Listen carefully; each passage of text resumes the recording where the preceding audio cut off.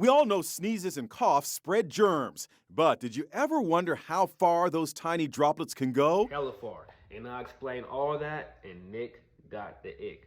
This book is a perfect demonstration why it's important to cover your mouth when you cough or sneeze. Mark went to school one day and he was sick. And Mark, he sneezed and he didn't cover his mouth and that ick spread everywhere. Mark got Nick sick, and this book shows you how viruses travel in our body in ways we can prevent the spread of ick.